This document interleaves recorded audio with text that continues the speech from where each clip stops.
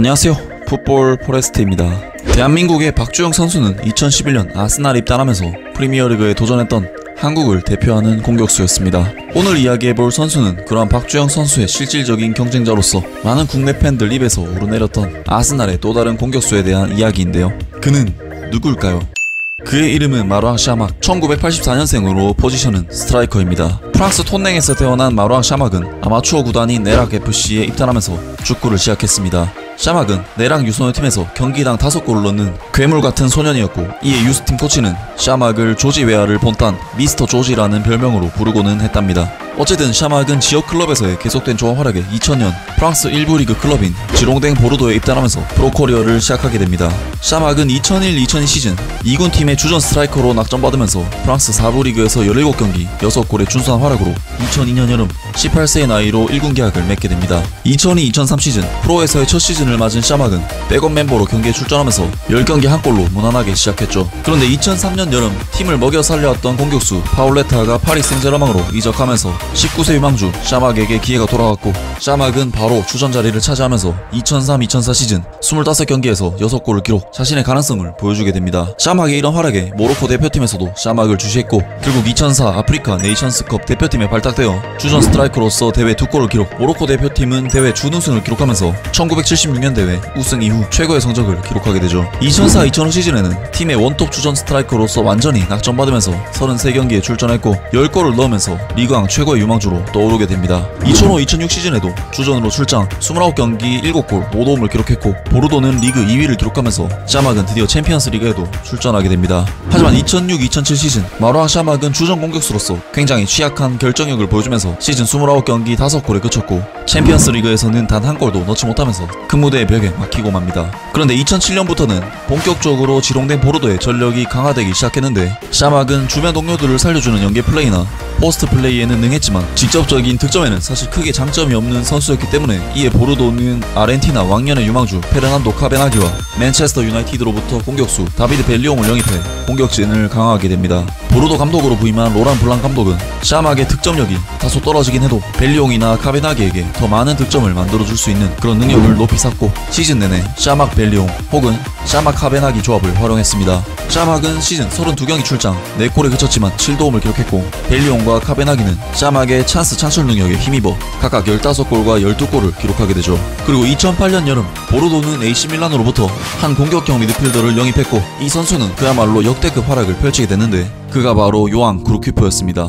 보르도 미들진에 그루키프가 합류하자 마루앙 샤막과 베르난도 카베나기가 동시에 살아나면서 샤막, 그루키프, 카베나기 삼각편대는 그야말로 리그왕을 복격했습니다. 샤막은 2008-2009 시즌 34경기 13골 6도움을 기록했고, 지롱댕 보르도는 1999년 이후 10년 만에 리그왕 챔피언에 등극하게 됩니다. 그리고 2009-2010 시즌 그동안 한계에 가로막혔던 챔피언스 리그에서도 샤막과 그루키프는 날아올랐고, 보르도는 유벤투스, 바이에른 미넨이 포함된 죽음의 조를 무패로 통과하는 등 파란을 일으키게 됩니다. 비록 숙적 올림피크 리옹에게 패배해 챔피언스 리그 8강에서 보르도는 멈추게 되었지만, 그동안 챔피언스 리그에서 단 한 골도 넣지 못했던 샤막은 5골이나 장렬시키면서 큰 무대에서도 자신이 통한다는 것을 입증하게 됩니다. 리그에서도 38경기 10골 4도움 평점 7.09를 기록하면서 역시 좋은 활약으로 상승세를 이어갔습니다. 결국 요한 그루키프와 마루앙 샤막은 많은 빅클럽들의 관심을 받기에 이르렀고, 요한 그루키프는 올림피크 리옹으로, 그리고 마루앙 샤막은 프리미어리그의 아스날에 입단하게 되죠. 당시 아스날은 기존 주포였던 아데바요르가 불화 끝에 맨체스터 시티로 이적해 공격진에 전력 누수가 있었던 상황이었는데, 또 다른 공격수 로빈 반 페르시는 잦은 부상으로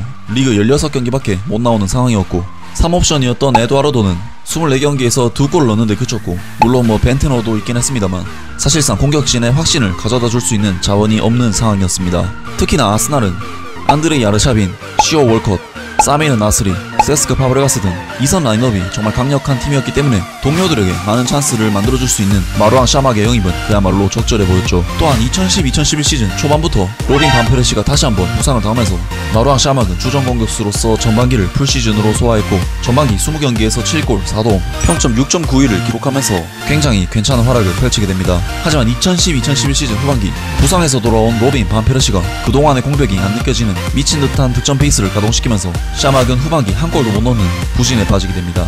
2011-2012 시즌 모나코에서 박주영이 영입되면서 경쟁이 더욱 가속화되었지만 로빈 반 페르시가 프리미어리그 38경기를 모두 출장하는 엄청난 체력을 발휘해냈고 리그 30골 14도움이라는 사기적인 스탯을 찍어버리면서 사실상 이 둘의 경쟁은 무의미해지게 되죠. 결국 샤막은 2011-2012 시즌 11경기 1골 평점 6.34를 기록, 총 171분 출전이라는 풀타임 기준으로 2경기도 안되는 출전 기회를 얻으면서 그의 폼은 계속해서 하락하게 됩니다. 2012-2013 시즌 로빈 반 페르시가 맨체스터 유나이티드로 떠났지만 프랑스 리그 득점왕 올리비에 지루와 루카스 포돌스키가 영입되어 여전히 샤막의 자리는 없었고 2012-2013 시즌 전반기 단 한 경기도 출전을 하지 못하면서 그의 폼은 완전히 나락으로 떨어지게 됩니다. 2013년 1월 결국 샤막은 웨스트햄으로 임대되어 아스날을 떠나게 되죠.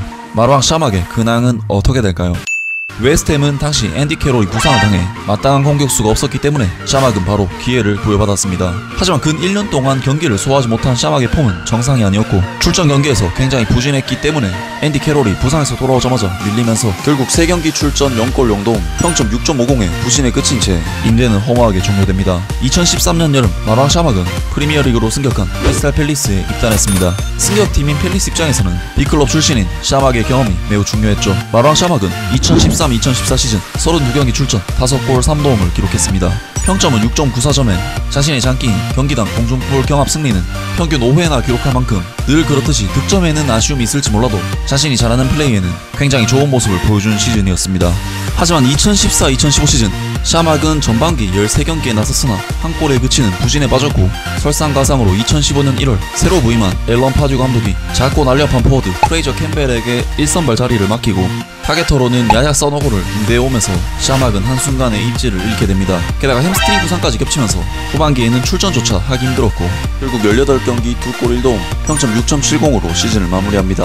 2015-2016 시즌에는 코너 위컨까지 영입되면서 더욱 입지가 좁아졌고 샤막은 허벅지 부상까지 당해버리면서 2015-2016 시즌 10경기 출전 0골 0도움 평점 6.17의 부진을 끝으로 결국 팀에서 방출당하게 됩니다. 2016년 여름 마루앙 샤막은 웨스트 브로미치에서 입단 테스트를 보면서 새 시즌을 준비했습니다. 프리시즌 동안 경기를 치렀고 프리미어리그 2군 경기에도 출전했죠. 하지만 마루앙 샤막은 친선 경기에서 부상을 당해버리면서 웨스트 브로미치 입단에 실패하고 말았죠. 결국 2016년 10월이 되어서야 챔피언십의 카디프 시티에 합류하게 됩니다. 하지만 카디프에서는 이미 몸 상태가 망가질 대로 망가진 샤막에게 큰 기대는 걸지 않았고 6개월도 아니고 3개월짜리 단기 계약만을 제시하면서 그의 몸 상태를 지켜보기로 했습니다. 하지만 역시나 샤막의 폼은 최악이었고 몸 상태는 그야말로 끔찍한 수준이었죠.